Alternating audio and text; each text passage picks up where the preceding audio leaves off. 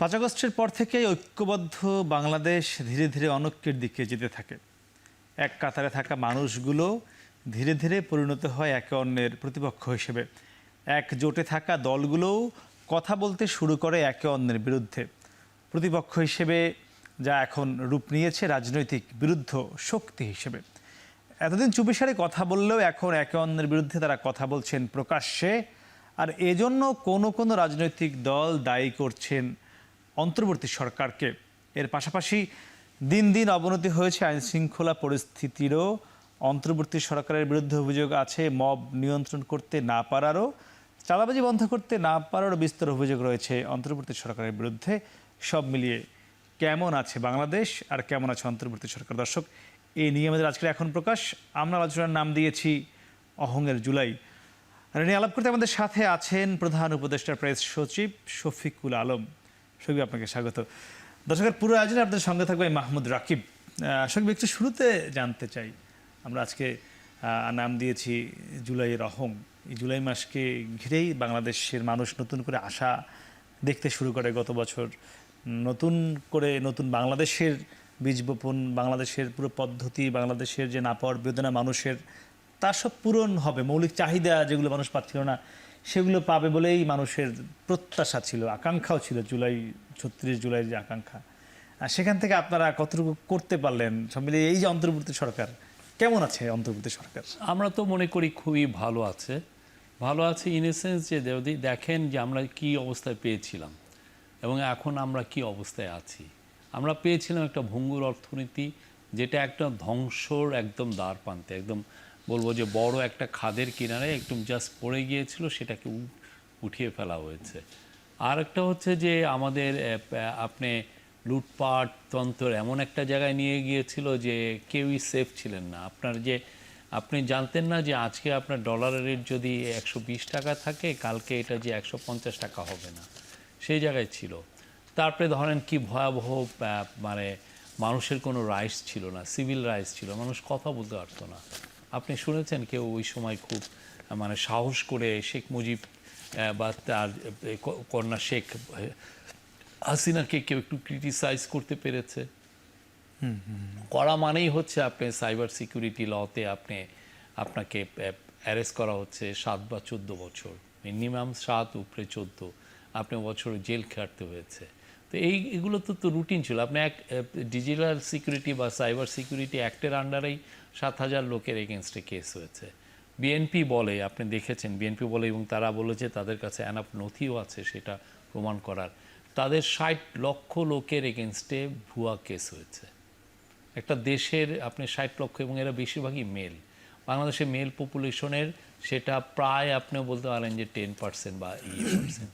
তো এই লোকগুলোকে মানে তাহলে মানুষের তাহলে অধিকারী। তারপরে গুম খুন এগুলো আপনি গুম হয়েছে 3,500-এর মতো, আমরা যে পাচ্ছি এক্সট্রা জুডিশিয়াল মার্ডার হয়েছে 3,000-এর মতো। তারপরে তো আরও হর হামেশা বিভিন্ন ধরনের রাইটস অ্যাবিউজ তো ছিলই। ম্যাসাকার হয়েছে, সাপ্লাই ম্যাসাকার হয়েছে, মাওলানা সাইদির ভার্ডিকের পর একটা বড় রকমের ম্যাসাকার হয়েছে। তো এবং 3টা ভোট হয়েছে যেখানে মানুষ ভোটই দিতে পারে না। আপনি আমাকে বলছেন আমি নাগরিক, অথচ আমার ভোট দেওয়ার অধিকার নাই। আপনার চিফ জাস্টিস, যিনি একটা তার মতো করে রুল দিচ্ছেন, তাকে আপনার পছন্দ হচ্ছে না, আপনি তাকে ডিজিএফআইয়ের এদের অফিসারদেরকে পাঠিয়ে তাকে বাসা বের করে তাকে মেরে ধরে আপনি বিদেশে পাঠিয়ে দিচ্ছেন। তো এইরকম একটা দেশটা আমরা ইনহেরিট করেছি। 1 বছর পরে কেউ কি বলবে আমরা কারো মুখ বন্ধ করেছি? কেউ কি বলবে যে সে অন্তত ন্যায় বিচার পাওয়ার কোনো গ্যারান্টি নেই, এরকম কথাটা বলবে? কেউ কি বলবে আমরা কারো হিউম্যান রাইটস অ্যাবিউজ করছি?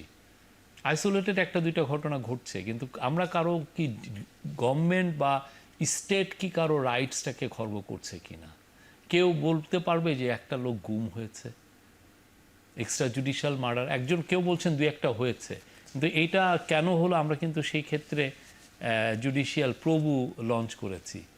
আর সাথে হচ্ছে যে ইকোনমি, আপনি দেখেন ইকোনমির অবস্থা কত ভালো। এবং তার একটা নমুনা হচ্ছে এই যে দেখেন 2 দিন আগের একটা নিউজ হচ্ছে যে টাকা ডলারের এগেনস্টে অ্যাপ্রিশিয়েট করেছে, এবং ডলারের দামটাকে ধরে রাখার জন্য central bank 170 million dollar market থেকে কিনতে হচ্ছে। তো এই জায়গায় আমরা যে এসছি, এটা পুরো একটা আমরা বলবো সমষ্টিগত এফার্ট। আমরা সবাই মিলে এটা খেটেছি, জুলাইয়ের স্পিরিটটা ধারণ করেই আমরা এই জায়গায় এসেছি। আরও কি ভালো আসতে পারতাম না? অবশ্যই আরও ভালো করতে পারতাম। আমাদের এক্সপোর্ট যেটা প্রায় 9% গ্রোথ হয়েছে, আরও হয়তো বা 10-15% হতে পারতো। ইম্পোর্ট আরও বাড়তে পারতো, মানুষের কর্মসংস্থান আরও বেশি হতে পারতো। কিন্তু এইটা তো আকাশচুম্বী চাওয়া অনেকই, বাট আমরা গিভেন দ্য কন্ডিশন, আমরা যেই জায়গায় ছিলাম সেই জায়গাতে এখানে যে এসেছি, আমি বলবো যে এনাফ। এবং সবচাইতে বড় যেটা কেউ বলেন না, সবচেয়েতে যেটা সবাই আগে ভয়টা পেতেন, যে এই যে যদি আওয়ামী লীগ চলে যায়, তারা যে এই যে লুটপাটতন্ত্র, গুমতন্ত্র, খুনতন্ত্র চালু করেছিল, তাহলে তাদের 5 লক্ষ লোকের মতো লোককে, মানে আওয়ামী লীগ বলতো যে মারা যাবে। কয়টা লোক মারা গেছে? আমাদের সোসাইটি, আমি এই গভর্নমেন্টকেই ক্রেডিট দিচ্ছি না, আমাদের পুরো সোসাইটি, আমাদের পলিটিক্যাল পার্টি, আমাদের সিভিক বডিজগুলো সবাই মিলে করে আমরা এই ধরনের ব্লাডশেডকে আমরা অ্যাভয়েড করতে পারি। কিন্তু এখানে এক্সট্রা জুডিশিয়ারি কিলিং বন্ধ হয়েছে আইন শৃঙ্খলা বাহিনীর হাতে, এটি আপনার সঙ্গে আমি একমত। গুম হয়েছে? গুম হয়নি, এটিও একমত। কিন্তু বিনা বিচারে আবার মবের মাধ্যমে তো মানুষ মারা হচ্ছে। এটা দুই একটা আইসোলেটেড কিছু ঘটনা ঘটেছে, কিন্তু যেইভাবে ফুলিয়ে ফাঁপিয়ে এইগুলো বলা হচ্ছে, হ্যাঁ, যারা আজকে এটা বলছেন তারাই তো ওই যখন শেখ হাসিনা লগি বইটা নিয়ে হাজার হাজার মানুষকে ডেকে এই ইয়েদেরকে পিটিয়ে মারলো লোকজন, আওয়ামী লীগের লোকজন, একটা কথা বলেনি। আমরা খুশি যে আপনারা সবাই এগুলো নিয়ে সোচ্চার হচ্ছেন। যে কোনো গোষ্ঠীবদ্ধ বিশৃঙ্খল জনতার যে কোনো ক্রাইমই ভালো না, কিন্তু কথা হচ্ছে সবগুলোই কি মব? কিছু কিছু তো দেখছি যে আমরা তো চিনি এই লোকগুলোকে যারা প্রোটেস্ট করছেন। এখন আপনি যে লেজিটিমেট প্রোটেস্টকেও আপনি বলছেন এটা মব। মানে তাহলে সেটি আপনারা আইডেন্টিফাই করে মানে ক্লিয়ারলি বলছেন না কেন যে কোনটি মব কোনটি মব না? যেগুলো ক্ষেত্রে আমরা তো অ্যাকশন নিচ্ছি, যারা আইন হাতে তুলে নিচ্ছেন আমরা কি অ্যাকশন নিচ্ছি না? মুরাদনগরে যে রেপ হয়েছে সেই ক্ষেত্রে আমরা কি, যারা ভিডিওটা করেছে বা রেপ করেছে প্রত্যেকটা লোক অ্যারেস্ট হয়েছে। বা আপনি মিটফোর্ডের সামনে যে ভয়ঙ্কর, এটা তো একদম দেখাও যায় না, মানে যারা দুর্বল চিত্তের লোক তারা তো এটা দেখে অজ্ঞান হয়ে যাবেন, তাদেরকেও তো আমরা অ্যারেস্ট করছি। আপনি আমাকে বলেন কোথায় অ্যারেস্টটা নাই? আমরা প্রত্যেকটা জায়গায় অ্যারেস্ট করছি। আমরা খুশি হতাম যাতে এই ক্রাইমগুলো যদি না হতো, মানে যাতে না হয় সেই জায়গা থেকে আইন শৃঙ্খলা বাহিনী কি সেই জায়গায় আমরা কাজ করছি, অনেক কাজ করছি। এবং সেই আপনারা কাজের 1 বছর তো হলো, 1 বছর আপনারা, কিন্তু কথা হচ্ছে যে একদম যে ইমপ্রুভ হয় নাই তা না। আমরা তো কালকে আপনাদের কি স্ট্যাটিস্টিক্স দিয়েছি, আপনি দেখেন, কিন্তু আপনি কিন্তু না কমে নাই। কিন্তু একটা জিনিস, এই যে খুন, আজকে দেখলাম কয়েকটা পেপার বলেছে যে খুন বেড়েছে। খুন বাড়ার কারণ কি জানেন? ওয়ান অফ দ্য রিজন খুনের সংখ্যা বাড়ার কারণ হচ্ছে যারা গত 15 বছরে খুন হয়েছেন তারা এখন এসে কেসগুলো করতে পারছেন। মানে এই খুনগুলো এখন হয় কিছু বেশিরভাগই এখন হয়েছে, কিন্তু এর মধ্যে অনেক স্ট্যাটিস্টিক্স আছে যেটা আপনি হচ্ছে যে আপনি যেমন জুলাই আগস্টে যে মারা গেছে হাসিনার বাহিনীর দ্বারা, যে এই কেসগুলো কখন হয়েছে? খুনের কেসগুলো সেপ্টেম্বরে হয়েছে, অক্টোবরে হয়েছে।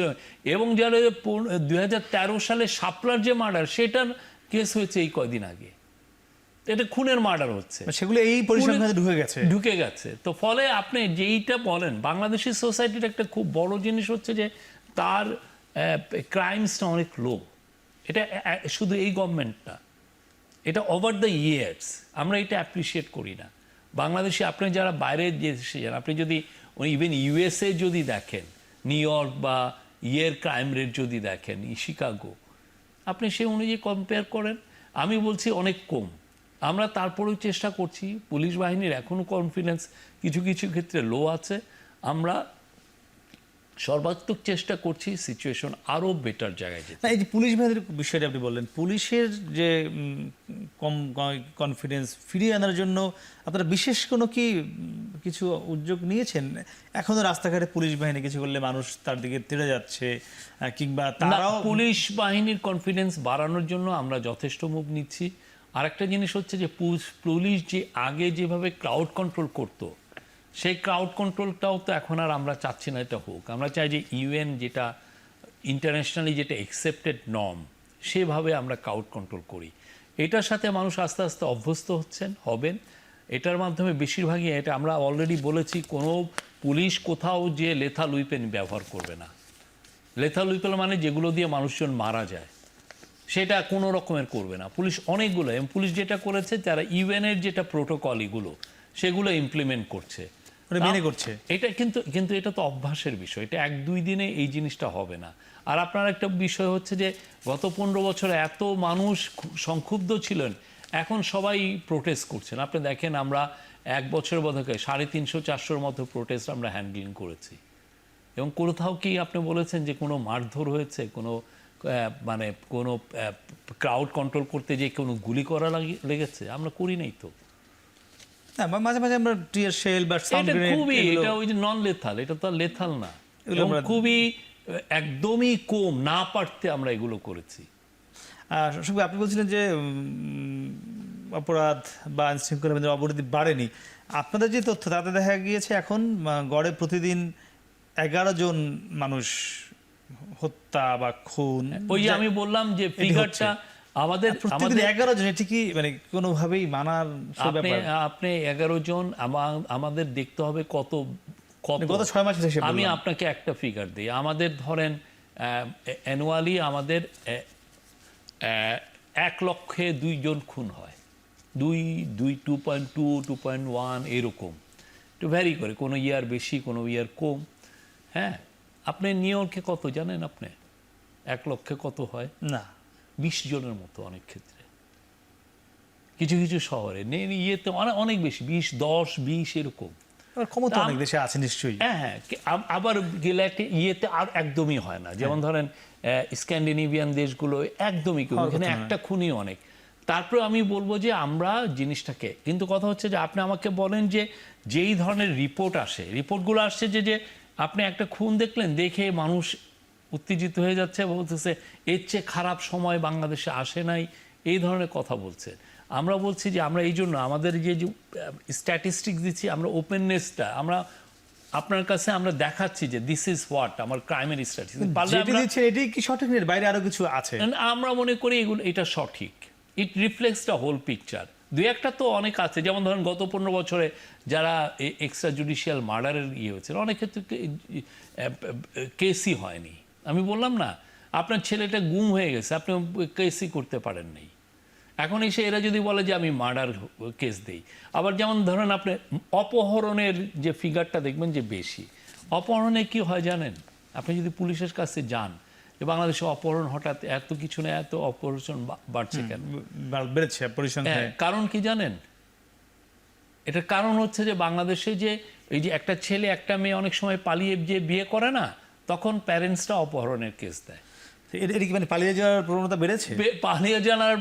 পালিয়ে যাওয়ার কেসে এইটা সবচেয়ে, অপহরণের জন্য। এবার অনেকে, বিদেশি একজন এসে বলল যে এখানে তো প্রচুর অপহরণ হয়, ঠিক আছে, সে এটা ধরে নিতে পারে যে আমি এখানে বিজনেস না, কিন্তু মানে পালিয়ে যাওয়ার যে মানে প্রবণতা, সেটা কি আগের চেয়ে এখন বেড়েছে? মেবি এই বছর বেশি, আই ডোন্ট নো। বাট আমাকে পুলিশ যেটা বলেছে, দেখেন অপহরণ কেসের সংখ্যা বাড়ার ওয়ান অফ দ্য কারণ হচ্ছে যে এই যে পালিয়ে বিয়ে করা। তখন প্যারেন্টসরা করে কি, আপনি কি, আমার মেয়েটা পালিয়ে আরেকজনের সাথে বিয়ে করলো, অনেক ক্ষেত্রে আমরা প্যারেন্টসরা কি করি, যে ছেলের সাথে পালালো তার নামে একটা কেস করে দেই, বা এই ধরনের অপহরণ। জি, আসলে একটি বিষয় আমরা একটু জানতাম, মানে সমসাময়িক বিষয়ে যেতে চাই একদম। এই মুহূর্তে যেটা আমরা গত 3-4 দিন ধরে দেখলাম, হঠাৎ করেই বাংলাদেশের রাজনীতির এই মুহূর্তের যে মূল দলগুলো, বিএনপি, জামায়াত, বা যদি এখনো নিবন্ধন পায়নি এনসিপি, যারা জুলাই আন্দোলনের নেতৃত্ব দিয়েছে তাদের নেতৃত্বে এই দল, এরা একদম মুখোমুখি হয়ে গেল। আমরা দেখলাম একে অন্যের বিরুদ্ধে খুব বিষোদ্গার করছে, অশ্লীল অশ্রাব্য ভাষায় স্লোগান দিচ্ছে, সামাজিক যোগাযোগ মাধ্যমে লিখছে, যেটি আগে আমরা এত দেখিনি, ইদানিং খুব বেশি হচ্ছে। এটির সঙ্গে আপনাদের কোনো আমি কানেকশন পাই না, এটি ঠিক আছে। কিন্তু আমার যেটি প্রশ্ন, বিএনপি দাবি করছে, গতকাল আমাদের টকশোতে বিএনপি একজন নেত্রী দাবি করেছেন যে এই যে সম্পর্ক নষ্ট হলো, ঐক্য বিনষ্ট হয়ে গেল, এর জন্য অন্তর্বর্তী সরকার দায়ী তারা করছেন। তারা বলছেন যে আপনারা এই যে এনসিপিকে আপনারা নিজেদের দল মনে করছেন, কিংবা জামাতকে একটু বেশি পাশে রাখছেন, বিএনপিকে সেইটি করছেন না, এই কারণে বিভেদগুলো সৃষ্টি হচ্ছে। আমি বলবো যে এটা উনি সত্য বলেন নাই। আমরা মনে করি আমরা সবার প্রতি ইকুয়াল করছি, আমরা বরঞ্চ আমরা এনসিপি বা জামাত তারা বলেন যে প্রশাসনের সব জায়গায় বিএনপির লোক, আসলে কি? প্রত্যেকটা বড় বড় জায়গায় বিএনপির লোক। প্রসিকিউটর পুরো বাংলাদেশে যা নিয়োগ দেওয়া হয়েছে তার 80-90% হচ্ছে বিএনপির লোক। তারা বলছেন, এটা আপনারা যারা জার্নালিস্ট তারা খতিয়ে দেখবেন। না, হ্যাঁ, কিন্তু তো আপনারা ফলে উনি এইটা বলছেন, এইটা বলছেন। হ্যাঁ, বিএনপি বিএনপির কথা হচ্ছে 2 জন ছাত্র আছেন তারা এনসিপির লোক। তো তারা তো, আমরা তো দেখছি না তারা এনসিপির হয়ে কোনো লবিং করছেন বা তার হয়ে কোনো ক্যাম্পেনিং করছেন। তারা স্টুডেন্ট লিডার ছিলেন, তারা আমাদের গভর্নমেন্টে এসছেন, তাদের একটা ভূমিকা আছে, আমরা অ্যাপ্রিসিয়েট করি। কিন্তু তারা কি এনসিপির হয়ে কোনো কাজ করছেন? এটা কি দৃশ্যমান কিছু আপনি দেখেছেন? যদি হয় আমাদেরকে জানান। আবার জামাতের, আপনি যদি অনেক বলেন জামাতের এখানে অনেক লোক ভরে গেছে, এই ধরনের কথাও আছে। তা আমরা তো মনে করি যে এইগুলোর ক্ষেত্রে না বলে আপনারা দেখান যে এরা জামাত করেন বা আমরা মনে করি আমরা যথেষ্ট নিউট্রাল, আমরা নিউট্রালিটি বজায় রেখেছি এবং এই নিউট্রালিটিটা একদম ইলেকশনের দিন পর্যন্ত এটা থাকবে। যতদিন আমরা এইটা দায়িত্বে আছি এই ততদিন এটা থাকবে। আমরা সবাই আমরা মনে করি এনসিপি, বিএনপি সহ জামাত সহ যতগুলো পার্টি যারা জুলাইয়ের আন্দোলনে ছিল, জুলাইয়ের গণঅভ্যুত্থানে যারা ছিল, সবাই আমাদের পার্টনার, সবাই আমাদের অংশীজন। আমরা সবাই ডক্টর ইউনূসকে চেয়েছে যে সেটিতে এখানে ঠিক অপরদিকে আরেকটা অভিযোগ আছে। যদি আপনি নিজে একটু বলছিলেন জামাত বা এনসিপি তারা খুব বলছে কিন্তু একদম বিভিন্ন সভা সমাবেশে, সংবাদ সম্মেলনে, যে ডিসি, এসপি কিংবা ইউএনও বা ওসিদের যে অফিস এটি হয়ে গেছে বিএনপির অফিস। এটাই তো আমি বলছি না, কিনা আমি তো বললাম যে অ্যাকুইজিশন করছেন, কাউন্টার অ্যাকুইজিশন করছেন। এটার থেকে আমরা বলবো, সবাইকে বলবো যে আপনার কাজটা দেখেন। আপনারা যখন কাজটা দেখবেন, বৃক্ষ তোমার নাম কি, ফলে পরিচয়। আপনি কাজগুলো দেখেন যে তারা নিউট্রাল কিনা। না, কিন্তু এখানে আরো বেশি এই অভিযোগগুলো যাতে না আসে, এমন কি কিছু করার আছে কিনা? আমরা এই অভিযোগগুলো না আসে, আমরা মনে করি যে আপনারা দেখেন কে সবাই নিউট্রালি তাদের ইয়েটা, একজনকে বলাই যায় যে ইনি এটা করেন, ওইটা করেন, এবং এটা করতে গেলে আপনার যে রিসোর্স লাগবে, সবাইকে আপনি এসে বললেন যে 1 লক্ষ লোকের লিস্ট দিলেন, ওই 1 লক্ষ লোককে আপনার ইনভেস্টিগেট করতে, আপনি কারা ইনভেস্টিগেট করে? ইন্টেলিজেন্স এজেন্সির লোক দিয়ে আপনার আমার 5 লক্ষ লোক লাগবে, সেটা তো রিসোর্স তো আমার নাই। আমার যেটা দরকার সেটা হচ্ছে যে আপনারা দেখবেন যে এই লোকগুলো ইলেকশনের ডিউটি বা মাঠ প্রশাসনের ডিউটি, এই সমস্ত ডিউটিতে তারা কোনো দলীয় স্বার্থের দিকে লক্ষ্য রাখছেন কিনা। সেটা আপনারা কি কোনো পান? আমরা পাচ্ছি না, পাচ্ছি না। আমরা নিউট্রাল, এবং ইলেকশন যত আসবে আমরা নিউট্রাল হব। এবং সেক্ষেত্রে যেটা করা হবে, যেটা আমাদের চিফ অ্যাডভাইজার বলেছেন, যে এই সমস্ত জায়গায় ওসি, ইওনো, ডিসি এবং হচ্ছে এসপির ক্ষেত্রে রিক্রুটমেন্টে হবে লটারির মাধ্যমে। কেউ বলতে পারবেন না যে ওনার পছন্দের লোক এখানে গেছে। আচ্ছা, কিন্তু এটা তো কোনো না কোনো দলের যদি সাপোর্টার হয় সেক্ষেত্রে কি? আমরা অবশ্যই তাদের কাজটা দেখছি। এখন দলের সাপোর্টার কেউ তো আর ইয়েতে থাকেন না, কার্ড তো আর বিয়ার করেন না যে আমি বিএনপি করি, আমার এখানে কার্ড আছে, তা তো না। তো সেক্ষেত্রে তো প্রমাণ করতে হয়। আপনি অ্যাকুইজিশন করতেই পারেন যে উনি বিএনপি বা উনি জামাতের, কিন্তু এটা আদৌ উনি ওইটা করেন কিনা এটা তো এস্টাবলিশ করার বিষয়, এভিডেন্স তো লাগে। আচ্ছা, আপনি নির্বাচনের কথা বলছিলেন যে নির্বাচনের আগে লটারি করবেন। এখানে আমার আরেকটা বিষয়, আপনারা বলছেন যে পুলিশদের গায়ে চেষ্টা করবেন যে যেটা একটা ক্যামেরার কথা বলা হয়েছিল, যে বডি ক্যাম, আবার বলা হয়েছে সিসি ক্যামেরা দেওয়া হবে। এই সক্ষমতা কি বাংলাদেশের আছে? না, আমরা চেষ্টা করছি এবং আমরা দেখছি যে কত দূর পারা যায়। আমরা এটা বডি ক্যামটা কোন পর্যন্ত দিতে চান, কোন লেভেল পর্যন্ত? এটা সবকিছু কত দূর দেওয়া যায় এটা আমার পুলিশ হেডকোয়ার্টার থেকে আপনাদেরকে পরবর্তীতে পুরো জিনিসগুলো বলা হবে। আর সিসি ক্যামেরাটা কোন পর্যন্ত দিতে চান? ওইটা একদম এই বুথের ভিতরে থাকবে, যে এই যে একটা বড় বুথ, কিছু কিছু তো পারা সম্ভবই, যেগুলো ঢাকা বা বড় বড় শহর, এগুলোর ক্ষেত্রে রাখা। এখন তো অনেক জায়গায় সিসি ক্যামেরা এমনি হয়ে গেছে, ঠিক না? এর কি পুরো বাংলাদেশে আপনারা সব বুথে দিতে চান? আমরা তো চেষ্টা করতে চাচ্ছি যে এইখানে দেওয়া যায় কিনা, কতটুক দেওয়া যায়। কিন্তু সেটা কি আমাদের ক্যাপাসিটির মধ্যে হয় কিনা এটাই, বা আমরা ওই ফিনান্সিয়াল ওই আমার আছে কিনা, এগুলো এখন তো অনেক চিপু, এত যে খুব দামি তাও না। জি। সঙ্গে আরেকটা বিষয় একটু জানতে চাইবো যে রাজনৈতিক বিষয় এদের সঙ্গে আপনাদের বিষয়টা একটু আসবে। আমরা দেখলাম আবার নতুন করে ট্যাগিংয়ের রাজনীতিতে ফিরে গেল রাজনৈতিক দলগুলো। কেউ কাউকে চাঁদাবাজ বলছে, কেউ কাউকে রাজাকার বলছে, কেউ কাউকে সরকারের দালাল বলছে। মানে এটি আবার ফিরে গেল কেন? একই সঙ্গে জানতে চাইবো যে চাঁদাবাজিটা এই অন্তর্বর্তী সরকার মানে একদমই বন্ধ করতে পারলো না। আমি মনে করি মানে 1-2% পারলো কিনা এটি নিয়েও মানুষের প্রশ্ন রয়েছে। মানুষ বলে যে এই সরকার চাঁদাবাজি একদমই বন্ধ করতে পারলো না। এটি আপনারা কেন পারলেন? আমি সত্য জানবো। তবে দর্শক, তার আগে নিচ্ছি ছোট্ট একটা বিরতি, ফিরছি একটু পরে, সঙ্গে থাকুন।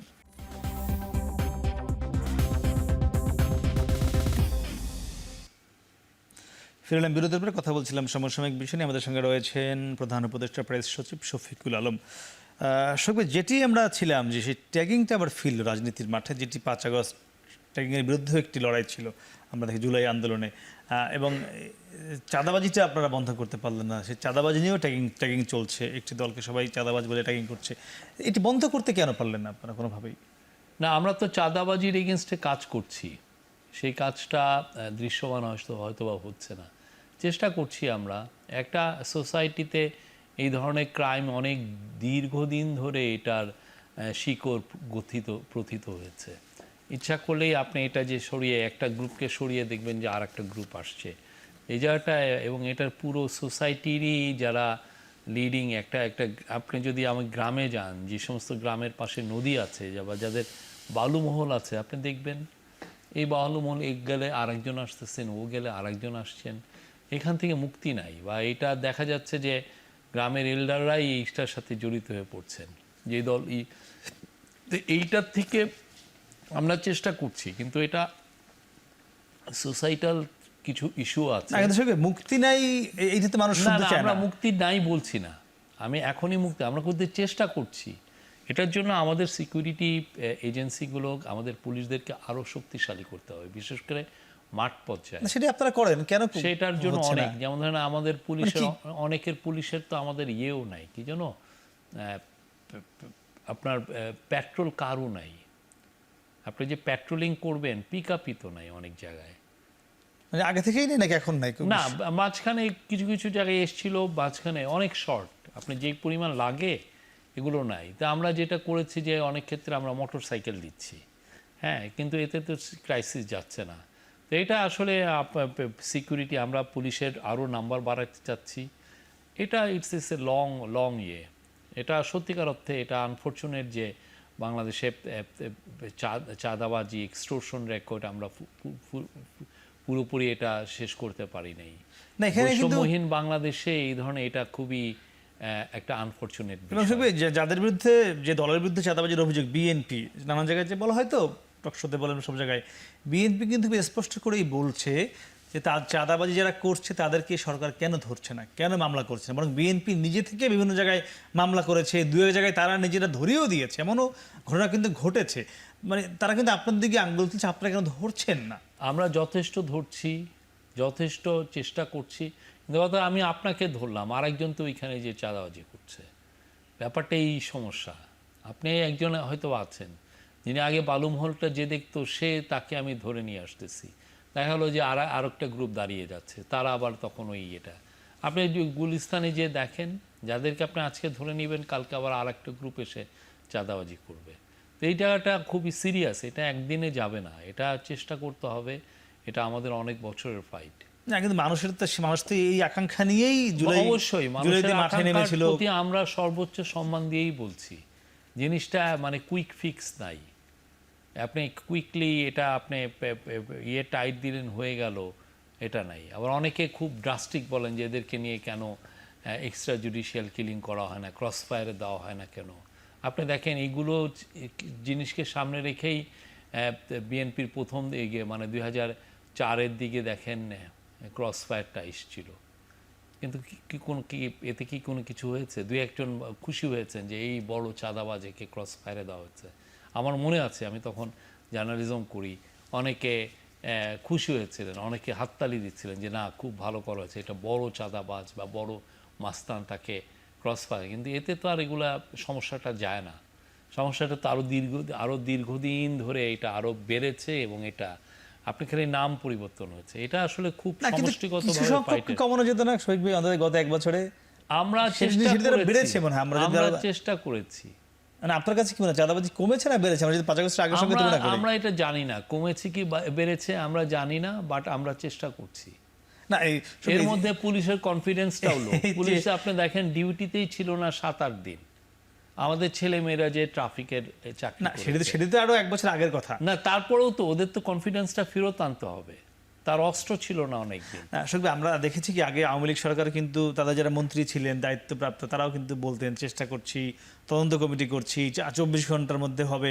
মানে এখনো কিন্তু বর্তমান উপদেষ্টারা ডিফারেন্সটা আপনার দেখতে মানে হবে। বর্তমান উপদেষ্টারা কিন্তু এভাবেই কথা বলছেন। ওনারা যেই লোকটা বলছেন চেষ্টা করছি, উনি আবার রাতে ওই চাঁদাবাজরা যায় তাকে আবার রাতে ওই টাকার বখরা দিয়ে আসতো।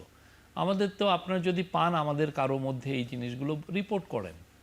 এই গভর্নমেন্ট তো চেষ্টা করছে, কিন্তু আমি বললাম যে এটা যে আপনি ভাবতেছেন এটা 1-2 দিনে এটা শেষ করা যায়, এটা 1-2 দিনের শেষের বিষয় না।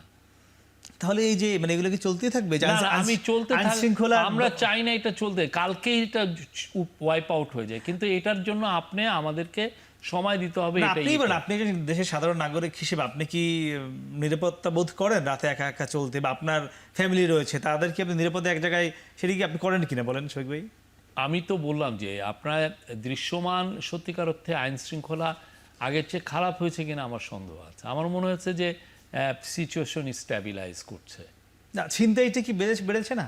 আমি বলবো শ্যামলীতে এক ছিনতাইকারী একজন মানুষের আপনি ওই যে একটা ইনসিডেন্ট আনা তো কেমন না? এটা তো আমরা আগে দেখতে মানে আপনি একটা ইনসিডেন্ট এনেন না, আপনি সামগ্রিক ইনসিডেন্ট আনবেন। আপনি তো জার্নালিস্ট, আপনি তো পুরো সারা দেশের কথা বলছেন। আচ্ছা, আমরা একটু ঐকমত্য কমিশনের দিকে যেতে চাই। শুধু আপনি দেখছেন যে প্রায় সেই ফেব্রুয়ারি থেকেই সম্ভবত শুরু হয়েছে আলোচনা, কিন্তু এখনো পর্যন্ত কোনো সমাধানে যেতে পারছে না কিন্তু রাজনৈতিক দলগুলো, যে মূল যে বিষয়গুলো সেগুলো নিয়ে আলোচনায় একমতে যেতে পারছে না।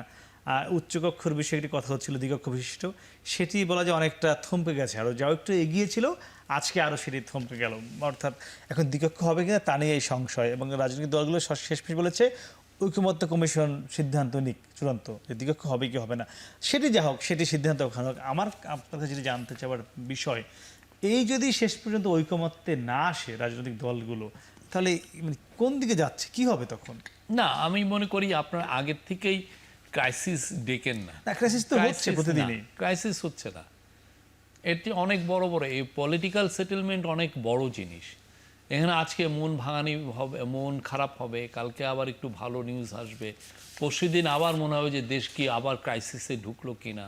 কিন্তু সবচেয়ে বড় নিউজ, যেটা ভালো নিউজ সবার জন্য, সেটা হচ্ছে সবাই কথা বলছেন, কেউ বয়কট করেননি। এটি অবশ্যই, তারা একসাথে বসছেন, তারা দিনের পর দিন কথা বলছেন, খুব ওপেন ডিসকাশন হচ্ছে। আমরা এটা বিটিভিতে লাইভ টেলিকাস্টও করছি।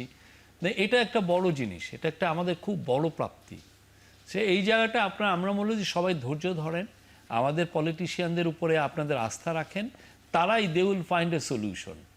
এটা আপনার মনে হচ্ছে আজকে বুঝি একটা ওয়ালে যায় হিট করলো, এরপরে বুঝি আর আগাবে না, কিন্তু ইউ নেভার নো, কালকে দেখা যাবে যে আবার নতুন একটা ওপেনিং হয়েছে। না কিন্তু মানে সেরকম মনে করছেন যে আলো আসবে কিনা এইখানে? আমি এইখানে নৈরাশ্যবাদী না, আমি আশাবাদী। আমি মনে করি আমাদের পলিটিশিয়ানরা অনেক বিষয়ে ঐক্যমতে এসেছেন, অনেক কঠিন বিষয়ে ঐক্যমত এসেছে। একটা দুইটা তিনটা চারটা যা আছে সেটাও হবে। এবং এখানে আপনি দেখছেন যে নানান শর্ত জুড়ে দেওয়া হচ্ছে, যে এটি না হলে ভোটে যাব কিনা। না, আমার মনে হয় না। এটা তো শুনেন, বার্গেনিং এর সময় তো এগুলো আলাপ হয়। আপনি যদি মনে করেন যে আগেই আপনি পেসিমিস্টিক হন গিয়ে, এগুলো তো এই জন্য বাইরে যেটা করে যে এই সমস্ত আলাপ অনেক সময় জানায়ও না যে আলাপ হচ্ছে, যাতে আপনি প্রতিদিন যাতে প্যাসিমিস্ট বা অপটিমিস্ট হতে না হয়। আপনারা তো সেটি মানে লাইভ দেখাচ্ছেন না, এটাই আমরা ওপেননেসে বিশ্বাসী করি বলে আমরা লাইভ দেখাচ্ছি। আমরা কাউকে অন্ধকারে রাখতে চাই না। কিন্তু অনেক জায়গায় আপনি দেখবেন যে এগুলো নেগোসিয়েশন অনেক ক্ষেত্রে হয় কি একদম ক্লোজ ডোর হয় অনেক দিন ধরে। যেমন তালেবানদের সাথে ইউএসের যে নেগোসিয়েশন মাসের পর মাস হয়েছে, আপনি ইয়ের মধ্যে কি যেন কাতারের হোটেলে, কেউ জানতেও পারেনি, এটা দিনের পর দিন। এখন ওইখানে যদি এমন হইতো যে প্রতিদিন আপনাকে দেখাচ্ছে যে কি কি নেগোসিয়েশন হচ্ছে, হ্যাঁ, অনেক পক্ষ, কাতারে অনেক এগুলো হয়। না তাহলে 2, 3, আপনারা কি 4 মাস। সেই সরাসরি যেটি দেখাচ্ছেন এটা কি ভুল সিদ্ধান্ত? না না, আমাদের ভুল সিদ্ধান্ত না, আমরা ওপেননেসে বিশ্বাস করি, আমরা আমাদের হোম গ্রোন, আমরা যেভাবে বিশ্বাস করি, আমরা খুব ওপেন সোসাইটি, সেটা রেখে আমরা এই কাজটা করছি। কিন্তু এই যে এখানে একমত হচ্ছে না, নানান মত, এটা এটি আবার এটা যারা কালকে- সাধারণ মানুষ তাদের মধ্যে প্রভাব পড়ছে না কি?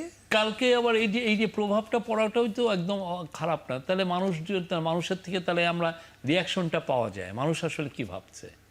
অশোক ভাই, তখন ওইটা দেখে আবার যারা ভাবছে যে না, এটাতে আমরা যা বললাম এটার প্রতি তো মানুষের সমর্থন নাই, তারা আবার তখন একটু পিছিয়ে পড়তে পারে। এই যা হচ্ছে আমি আমি আমি হ্যাপি, আমি হ্যাপি না। আমি মনে করি বাংলাদেশি সোসাইটি অনেক ম্যাচুরিটি দেখাচ্ছে, বাংলাদেশের পলিটিক্যাল পার্টিগুলো যথেষ্ট ম্যাচুরিটি দেখাচ্ছে।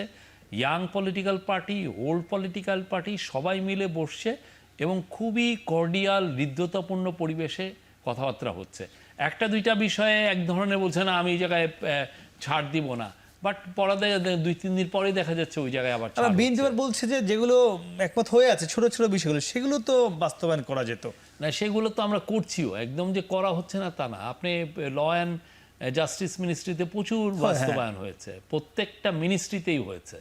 আমি কোনোটা আপনি যদি আনেন আমি দেখাবো যে কোথায় কোথায় বাস্তবায়ন হয়নি। কিন্তু কথা হচ্ছে যে আরও আমরা চাই যে সব কিছু হয়ে তাড়াতাড়ি শেষ হয়ে আমরা মানে ইলেকশনের জন্য প্রস্তুতি নিতে পারি। অশোক ভাই, 1 বছর হয়ে গেল, জুলাই সনদটা এখনো হলো না, এটি নিয়ে মানে কি জুলাই সনদের কথাই তো, এটাই তো জুলাই প্রোক্লেমেশনের কথা সেটা বলছেন। কতদিন তাহলে সেটা?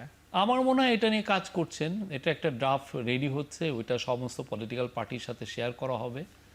Then এনসিপি সহ এই যে 24-এর আন্দোলনের যারা সম্মুখভাবে বিভিন্ন সংগঠন, সাংস্কৃতিক, সামাজিক, ছাত্রদের, তারা আলটিমেটাম দিয়েছে, কিন্তু জুলাইয়ের মধ্যে না হলে তারা আবার ঢাকায় আসবে, সব সেই জুলাইয়ের সকল মানুষকে নিয়ে আবার ঢাকায় তারা ঘেরাও করবে, এমন কিন্তু আলটিমেটাম আছে। যে কোনো পলিটিক্যাল সেটেলমেন্টই টেক্স টাইম। আমরা সবাইকে বলবো অধৈর্য হবেন না, না, সেটা কতক্ষণ? আমরা কাজ কতক্ষণ? করছি, আমরা কাজ করছি। 1 বছর কি আপনি দেখেন অনেক জায়গায় এগুলো 2, 3, 4, 5, 6 বছর লেগে যায়। আমরা কাজ করছি, আমাদের যথেষ্ট প্রোগ্রেস আছে, ওয়েট অ্যান্ড সি। না, ইতিমধ্যে কিন্তু এনসিপি কিন্তু বলেছে 3 আগস্ট তারা ঢাকায় আবার জড়ো হবে যদি আপনি এই জুলাই আমরা তাদেরকে বলবো, তারা বলেছে নির্বাচনও যাবে না যদি জুলাই সনদ না হয়। আমরা জুলাই প্রোক্লেমেশন সনদ না, এটা পুরা জুলাই সনদও হবে, জুলাইয়ের ঘোষণাও হবে, আমরা আশাবাদী। সেটা কি আপনার নির্বাচনের আগে? আমরা তো আশাবাদী, বললাম তো। না, কিন্তু তারা তো আশাবাদী হচ্ছে না, তারা তো নানান কর্মসূচি দিয়ে বসে আছে, সেটি না, এখন সবাই যে যার প্রেশারের কথা তো বলবেই, এক একজন এক এক প্রেশারের কথা বলবে। সে তো পলিটিক্যাল পার্টি, সে তো এক ধরনের প্রেশারে রাখবেই আমাদেরকে, এটা অস্বাভাবিকও না। আমি যদি পলিটিক্যাল পার্টি হইতাম আমিও বলতাম যে আমাকে এর মধ্যে এই কাজটা করতে হবে। পলিটিক্যাল পার্টি তো এইভাবেই বলে, ঠিক না? এটার মধ্যে তো অস্বাভাবিকতা কিছু নাই। আচ্ছা শফিক ভাই, আরেকটা বিষয় জানতে চাই, আওয়ামী লীগের কার্যক্রম তো সাময়িকভাবে নিষিদ্ধ আদালত করেছে, কিন্তু জাতীয় পার্টি বা আওয়ামী লীগের যে অন্য সংগঠনগুলো ছিল, আওয়ামী লীগের সঙ্গে জোটবদ্ধ যে বিভিন্ন রাজনৈতিক দলগুলো ছিল, তাদের রাজনীতি নিষিদ্ধ বা কিছুই আদালত করেনি। সেক্ষেত্রে আগামী নির্বাচনে আপনি কি মনে করেন জাতীয় পার্টি সহ অন্যান্য যে দলগুলো রয়েছে, সেই দলগুলো যারা 14 দলের জোট বা জোট মহাজোটে ছিল, তারা নির্বাচনে যদি করতে চায় তাদের সেই অধিকার আছে কিনা, আমি সত্য জানবো। দর্শক, তার আগে নিচ্ছে আমরা ছোট্ট একটি বিরতি, ফিরছি একটু পরে, সঙ্গেই থাকুন।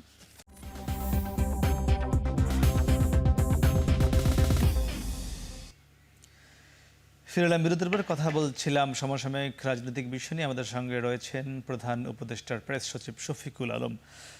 শফিক ভাই, যে বিষয়টি আমরা ছিলাম যে আওয়ামী লীগের রাজনৈতিক কার্যক্রম তো সাময়িকভাবে নিষিদ্ধ করা রয়েছে আদালত থেকে, কিন্তু জাতীয় পার্টি বা মহাজোটের জন্য দলগুলো, তাদের বিষয়ে তেমন কোনো নির্দেশনা আদালত নাই। সেক্ষেত্রে তারা যদি নির্বাচন করতে চায় আগামী জাতীয় নির্বাচনে, সরকারের পক্ষ থেকে কোনো বাধা বিঘ্ন বা কোনো অনুৎসাহিত করা হোক, এটা ইলেকশন কমিশন দেখবে।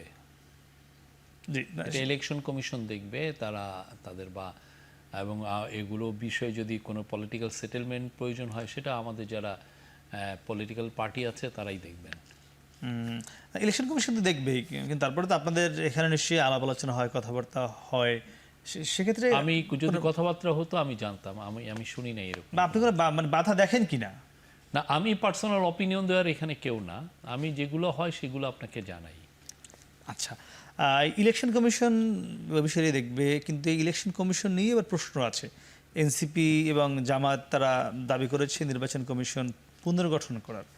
এনসিপি বলেছে এই নির্বাচন কমিশন একটি দলের প্রতি অনুকম্পা দেখাচ্ছে বা একটি দল ঘেঁষা, মানে নিরপেক্ষতা হারিয়েছে, এটা এনসিপির দাবি। নাহিদ ইসলাম আজকেও বলেছেন, বরিশালে কিছুক্ষণ আগেই বলেছেন।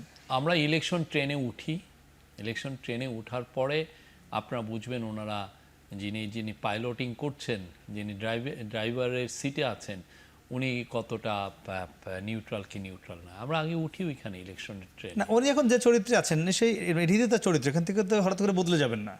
না, আমি বলছি তো আমরা ইলেকশন ট্রেনে উঠলে আপনি তো কাজ দেখে তো আপনি বুঝবেন। না, কাজ দেখেই তো দলগুলো বলছে। না, আমি কাজটা এখনো তো দৃশ্যমান কোনো কাজ হয়নি, তো আপনি কিভাবে বুঝবেন? ধরে যে ঢাকা দক্ষিণ সিটি কর্পোরেশনের বিষয়ে দেখেছে, স্কেজুয়াল নির্বাচনী ডেট নিয়েও তারা বলেছে এই সিইসি যে ডিসেম্বরে নির্বাচন হওয়া উচিত, উনিও বলেছেন এইসব বিষয় নিয়ে তো ক্যাট এই ইন্টারিম গভর্নমেন্ট এই বিষয়ে স্পষ্ট জানিয়েছে। এখানে আসলে কোনো না, আমি বলছি তার এসব কথাবার্তা শুনেই এনসিপি বা জামাত কথাবার্তা। আপনার কাজটা দেখেন, ওনার কাজটা কি? ওনার কাজটা হলো সবার জন্য লেভেল প্লেইং ফিল্ড ঠিক করা, সবার জন্য মাঠটাকে সমতল করা। সেটা যদি উনি করতে ব্যর্থ হন তখন এটা বোঝা যাবে। উনি সময়গুলো আসুক, আমরা ইলেকশন ট্রেনে উঠি, তারপরে আমার মনে হয় যে এই বিষয়গুলো আরও স্পষ্টভাবে বোঝা যাবে। ডক্টর মোহাম্মদ ইউনূস উনি লন্ডনে বিএনপি ভারপ্রাপ্ত চেয়ারম্যানের সঙ্গে বৈঠক করার পর যৌথ বিবৃতিতে বলেছেন স্পষ্ট করেই যে নির্বাচন ফেব্রুয়ারির মাঝামাঝি প্রথমার্ধে এরকম হবে একটি। কিন্তু বিএনপি এখনও আপনাদের উপর সেই আস্থা কেন রাখতে পারছে না বলে মনে করেন? ফেব্রুয়ারিতে ভোট হবে, এটি বিএনপিতে আমরা মাঝে মাঝে আমাদের কাছে মনে হয় বিভিন্ন খবর দেখি বা বক্তব্য বিবৃতিতে তারা এটি বিশ্বাস করতে পারছে না যে নির্বাচন ফেব্রুয়ারিতে হবে। আমাদেরকে তো এরকম কিছু বলছে না, আমাদের সাথে যখন তাদের কথা হচ্ছে খুব ভালো হৃদ্যতা পরিবেশেই তো কথা হচ্ছে। তারা বাইরে এসে কেন ভাই এখন এটা আমরা জানি না, বাট আমরা যখন কথা বলছি আমরা মনে করছি থিংস আর ফাইন। না, সেটি আপনি হয়তো অন্দরমহলের কথা বলছেন। না, আপনাদের আমরা সরকারি আমাদের তো চিফ অ্যাডভাইজার অনেকবার তো বিএনপির সাথে কথা বলেছেন, ঠিক না? একটা পলিটিক্যাল ডায়ালগের মধ্যে অনেক বছর অনেক মাস ধরেই আমরা করছি। তো আমার মনে হয় না আমাদের কাছে ওনারা যতটুক যেই সমস্ত কথা বলেন, আমার তো মনে হয় যে যথেষ্ট ভালো কথাই হয়। মানে আপনি কি মানে বিএনপি পুরোপুরি আপনাদের উপর আস্থা রাখছে? অবশ্যই। কিন্তু সেটা কিন্তু আমরা তাদের যে বক্তব্য বিবৃতি দেখি না। বক্তব্য এখন আজকে ইনি করছেন, উনি করছেন, বাট আমরা দেখছি যে আমরা যখন কথা বলছি সব ঠিক আছে, সবই ঠিক আছে। আর কি মনে হয় নির্বাচন ফেব্রুয়ারিতেই তো আছে? না, নির্বাচনে আপনারা এখানে আমার মনে হয় আপনারা আমাদের যে বক্তব্য সেটা খুব সুস্পষ্টভাবে পড়েন নাই। প্রথমে হচ্ছে চিফ অ্যাডভাইজার 6ই জুন জি যে জাতির উদ্দেশ্যে যে ভাষণে মানে জাস্ট যেটা বলেছেন সেটা হচ্ছে যে ইলেকশনটা হবে হচ্ছে এপ্রিল মাসের প্রথম অর্ধে, মানে 1 থেকে 15 তারিখের মধ্যে এপ্রিল মাসের। পরবর্তীতে উনি যখন লন্ডনে গেলেন, লন্ডনে যখন তারেক রহমান, যিনি বাংলাদেশের লার্জেস্ট পলিটিক্যাল পার্টির এখন অ্যাক্টিং চেয়ারম্যান, তখন ওনার সাথে যে কথাটা হলো যে আমরা যে মতককে পৌঁছলাম, যে জয়েন্ট স্টেটমেন্টে এসছে যে এই যে আমরা যদি ইলেকশনের প্রিপারেশনগুলো শেষ করতে পারি, আমরা যদি রিফর্মের কাজগুলো শেষ হয়ে যায়, হ্যাঁ, ভাইটাল রিফর্ম যেগুলো আছে সেগুলো যদি শেষ হয়ে যায়, এবং যদি ট্রায়াল যেটা হচ্ছে, যারা জুলাই আগস্টে যেগুলো খুন হয়েছে বা যেগুলো ভয়ানক ক্রাইম হচ্ছে, সেগুলোর যদি বিচার কার্য একটা সাবস্টেন্সিয়াল প্রোগ্রেস হয়, তখন আমরা যে স্টেটমেন্টে এসছে সেই স্টেটমেন্ট হচ্ছে তাহলে নির্বাচনটা ফেব্রুয়ারি মাসের মানে বিশেষ করে রোজার আগেও হতে পারে, শব্দটা ছিল হতে পারে, ঠিক আছে, যদি বিষয়গুলো আছে। হ্যাঁ, এই অবস্থায় আমরা আছি এখনো, মানে একটা যদি রয়েছে এর মধ্যে, যদি রয়েছে। জি, এখন যদি খুব দ্রুত সবাই, যেমন ধরেন জুলাই সনদটা হয়ে গেল, আমরা সবগুলো রিফর্মগুলো তাড়াতাড়ি শেষ করতে পারলাম, যেগুলো পলিটিক্যাল বা কনস্টিটিউশনাল রিফর্ম আছে সেগুলো, বা তারপরে যদি ধরেন বিচার কার্য বেশ আমরা দৃশ্যমান কিছু প্রোগ্রেস দেখলাম যে দু একজনের বিচার হয়ে গেছে, আর এদিক দিয়ে ইলেকশনেরও যদি দেখি যে নভেম্বরের মধ্যেই আমাদের নভেম্বর ডিসেম্বরের মধ্যে প্রস্তুতি শেষ, তাহলে হোয়াই নট। সেটাই, সেই কথাটাই আসলে ওই স্টেটমেন্টে সেদিকে যাচ্ছে না প্রস্তুতি কি আপনারা দেখবেন সামনে। আমরা তো সেই কাজগুলো আমরা যথেষ্ট দ্রুততার সাথে করার চেষ্টা করছি। আচ্ছা, একই সঙ্গে আরেকটি প্রশ্ন এই নির্বাচন নিয়ে, যে এখনকার আমরা যে আইন শৃঙ্খলা বাহিনীর যতটুকু আমরা ক্যাপাসিটি দেখি এবং একই সঙ্গে রাজনৈতিক দলগুলোর যে আচরণ আমরা দেখছি, বিএনপি বলি, জামাত বলি, এনসিপি বলি, এই রাজনৈতিক দলগুলোকে যাতে নির্বাচন সুষ্ঠু হয়, কোনো ভোট কেন্দ্রে কেউ দখল, কেউ হামলা, কেউ কিছু করতে না পারে, আপনি কি মনে করেন এই রাজনৈতিক দলগুলোকে ট্যাকেল দেওয়ার মতো ক্যাপাসিটি এই আইন শৃঙ্খলা বাহিনীর আছে? আমরা তো আইন শৃঙ্খলা বাহিনী আমাদের কিছুদিন আগে এটা নিয়ে প্রফেসর ইউনূস মিটিং করলেন, অনেকগুলো নির্দেশনা দিয়েছেন তাদেরকে। আমরা আশা করছি যে আইন শৃঙ্খলা বাহিনী খুব ভালোভাবে একটা শান্তিপূর্ণ ইলেকশন করতে পারবে, সেটার জন্যই মিটিংগুলো। এই আইন শৃঙ্খলা বাহিনীর কিন্তু কনফিডেন্সের অভাব রয়েছে, তাদের আপনারাই 8 বলেন। লক্ষ থাকবে, জি। রেগুলার ইরেগুলার ফোর্স 8 লক্ষ থাকবে, আর সাথে আর্মি থাকবে, বিজিবি থাকবে স্ট্রাইকিং ফোর্স হিসেবে। আমরা আশা করছি আইন শৃঙ্খলা বাহিনী। আর আরেকটা হচ্ছে কি, জনগণের প্রেশারও তো আছে, যে বিপ্লবোত্তর যে বাংলাদেশে মানুষের যে আকাঙ্ক্ষা যে সে ভালো ভোট দিবে, মানুষ তো ইয়েতে আছে। আমার মনে হয় না কেউ কোনো ধরনের ভায়োলেন্স করার কোনো মানে চেষ্টা করার সুযোগও পাবে না। সেটা যদি তাই না হতো তাহলে তো দেশে এখন ভায়োলেন্স চলতো না, এই চাঁদাবাজি চলতো না, এগুলো চলতো না, যদি মানুষের সে প্রেশারই থাকতো। এটা তো সবসময় অনেক চাঁদাবাজি তো নীরবেও হয় না, কিন্তু ওপেনেই তো হচ্ছে, অনেকে ওপেনে, সোশ্যাল মিডিয়াতে নিশ্চয়ই আপনি দেখেন এগুলো। বেশিরভাগই চাঁদাবাজি নীরবেই হয়, যেটা তো আমি বুঝি না। আপনি কি যে দেখছেন, নীরবে হলে তো এত অভিযোগ আসতো না। অভিযোগ তো আছেই। আচ্ছা, একটি বিষয় নিয়ে যেটি খুব আলোচনা হচ্ছে, ঢাকায় একটি জাতিসংঘের মানবাধিকার কার্যালয়ের সিদ্ধান্ত হয়েছে, আপনাদের মিটিংয়ে, আমরা উপদেষ্টা পরিষদের মিটিংয়ে সেটি সিদ্ধান্ত হয়েছে, সেটি নিয়ে আবার কিছু কিছু কোনো কোনো রাজনৈতিক দল চাচ্ছে না। এটি নিয়ে কি কোনো শঙ্কা আপনি দেখেন? না, আমাদের ক্যাবিনেট তো এটাকে অ্যাপ্রুভ করেছেন, এটুক বলতে পারি। না, কিন্তু তো দু একটা রাজনৈতিক দল বিবৃতিও দিয়েছে এটি যাতে করা না হয় বাংলাদেশে। আমরা তো মনে করছি যে তারা ওই প্রয়োজনীয়তাটা অনুভব করেছেন বলেই তো এটাকে অ্যাপ্রুভালটা দেওয়া হয়েছে। কাউন্সিল অফ অ্যাডভাইজার এই প্রয়োজনীয়তাটা অনুভব করেছেন। তাদের মধ্যে তো অনেক হিউম্যান রাইটস অ্যাক্টিভিস্ট আছে, তাদের মধ্যে সব ধরনের মতপথের লোকই তো আছেন, তারা সেটা প্রয়োজনীয়তা অনুভব করেছেন। তাই কিন্তু এটি নিয়ে মানে আরেকটি সংকট তৈরি হতে পারে কিনা আমরা মনে করি না। আচ্ছা, একদমই আমরা শেষ দিকে এসে বিনিয়োগ নিয়ে জানতে চাই। বিনিয়োগ এক বছরে কি মনে করেন কাঙ্ক্ষিত পর্যায়ে এসছে? ব্যবসায়ীরা কিন্তু স্বাচ্ছন্দ্য বোধ করছেন না। বাংলাদেশের ব্যবসায়ীরা সারা জীবনেও স্বাচ্ছন্দ্য বোধ করেন না। আপনি কোনোদিন দেখেছেন ওরা অল্পতেই প্যানিকগ্রস্ত হয়ে যান। আমি বিজনেস জার্নালিজম করতাম, বছরের পর বছর করেছি। আমি যে বিজনেসম্যানকে 2002 সালে এই করতে দেখছি, মানে এই যে আর বিজনেস থাকলো না, বাংলাদেশেতে চলে গেল, তখন হয়তো উনি 10 মিলিয়ন বা 20 মিলিয়ন ডলার এক্সপোর্ট করতেন। এখন সেই বিজনেসম্যানই হয়তো 500 মিলিয়ন ডলার এক্সপোর্ট করছেন, ওই একই কথাই বলছেন। থাকছে না হ্যাঁ, থাকছে না। কিন্তু বিনিয়োগ কি বাড়ছে কি না এক বছরে? আপনি আশিক চৌধুরী একটা স্ট্যাটিস্টিক্স দিয়েছেন, আপনারা দেখেছেন যে সোশ্যাল মিডিয়ায় দেখেছেন, আপনি ডেইলি স্টারে এসছে যে আপনার প্রথম 3 মাসে দ্বিগুণ হয়েছে। আচ্ছা, একদম শেষ প্রশ্ন, 20 সেকেন্ডে আমরা শেষ করতে চাই।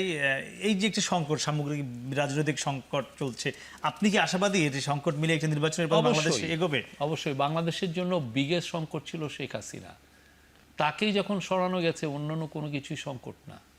তার মতো একটা ব্রুটাল খুনি, হ্যাঁ, তাকে যদি সরিয়ে আমরা যদি একটা দেশটাকে আমরা যদি রাইট জায়গায় নিয়ে আসতে পারি, এটা সামনে এগুলো তুচ্ছ, এগুলো একদমই কোনো সংকটই না।